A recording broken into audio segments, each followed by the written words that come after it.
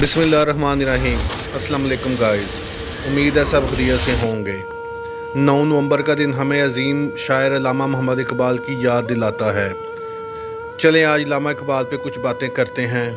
मैं कोशिश करूँगा कि रवायती तरीक़ी पहलू छोड़कर आपको उनकी ज़िंदगी का एक ऐसा वाक़या सुनाऊँ जो बहुत कम लोगों ने सुना होगा, और अल्लामा इकबाल ने उसको अपनी ज़िंदगी में सुनाने से मना किया था।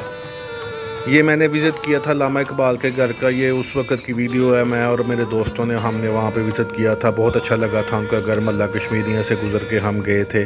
उनकी चेयर पर बैठते उनको हाथ लगाने का मौका मिला, जो कि ज़िंदगी का एक इंतहाई यादगार लम्हा था।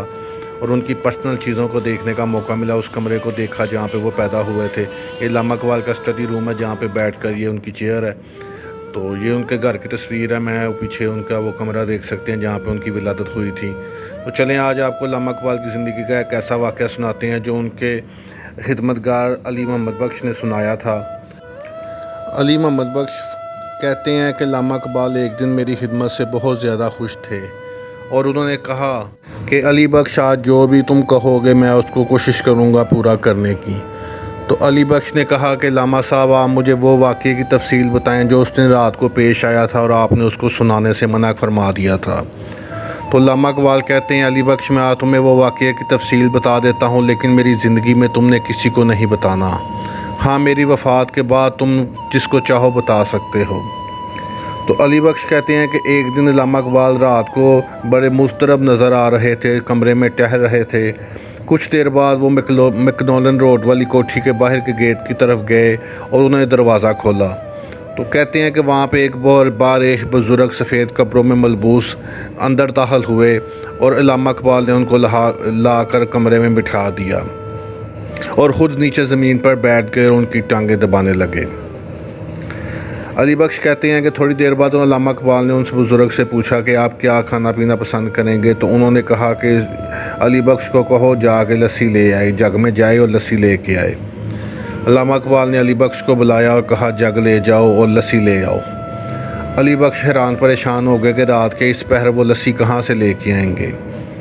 खैर, वो कहते हैं कि मैं बाहर की तरफ निकला कि स्टेशन की तरफ जाऊं, वहाँ से जाकर लस्सी का कोई इंतज़ाम करूं या किसी मुसलमान की दुकान को ढूंढूं। कहते हैं जैसे ही मैं बाहर की तरफ निकला तो मेरे सामने एक ऐसा बाज़ार खुल गया जो आज से पहले मैंने कभी नहीं था देखा। कहते हैं मैं हैरान परेशान उस बाज़ार में चलना शुरू हो गया। थोड़ी देर आगे गया हूँ तो एक बुज़ुर्ग दुकान पर बैठे नज़र आए और वो लस्सी दूध की दुकान थी। कहते हैं मैंने उनसे कहा, बाबा जी मुझे इस जग में लस्सी बना दें। कहते हैं उस बारिश बुज़ुर्ग ने एक कूंडा उठाया, उसमें से दही निकाला, उसकी लस्सी बनाकर उस जग में उडेल दी। मैंने उन बुज़ुर्ग से पूछा कि बाबा जी कितने पैसे हैं। तो उन्होंने मुझे फरमाया कि अल्लामा साहब से कह देना हमारा उनके साथ हिसाब चलता रहता है, तुम ये ले जाओ।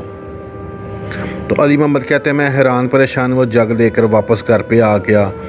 एक गिलास डाला मैंने, बुज़ुर्ग जो बैठे हुए थे उनको दिया, उन्होंने पी लिया। दूसरा गिलास अल्लामा साहब ने डाल के दिया, उन्होंने वो भी पी लिया। कहते हैं कि जब तीसरा गिलास अल्लामा साहब ने उनको डाल के लस्सी का पेश किया तो बुज़ुर्ग ने कहा इसको ख़ुद पी लो। कहते हैं वो अल्लामा साहब ने ख़ुद पी लिया और वो बुज़ुर्ग उठ के आए। कुछ देर बाद वो बुज़ुर्ग उठ खड़े हुए और कोठी से बाहर निकलने के लिए चल दिए। अल्लामा इकबाल भी उनके साथ निकले, मैं भी उनके पीछे चल पड़ा। वो बुज़ुर्ग कोठी से बाहर निकले तो अचानक गायब हो गए। मैं हैरान था कि ये कौन थे और कहाँ चले गए। और सामने बाज़ार भी ना था मैं जिसके एक दुकानदार ने मुझे लस्सी बना कर दी थी। इस दिन मैंने पूछा, हज़रत ये बुज़ुर्ग कौन थे और दुकान पर बैठे बारिश बुज़ुर्ग कौन थे। अल्लामा इकबाल ने फरमाया, मैं इनके नाम बताता हूँ लेकिन मेरी ज़िंदगी में किसी को ना बताना। जो बुज़ुर्ग कोठी में तशरीफ़ लाए और लस्सी पी वो ख्वाजा मोइनुद्दीन चिश्ती अजमेरी रहमतुल्लाह अलैह थे, और जिस बुज़ुर्ग ने लस्सी बना कर दी वो दाता गंज बख्श अली हजवेरी थे।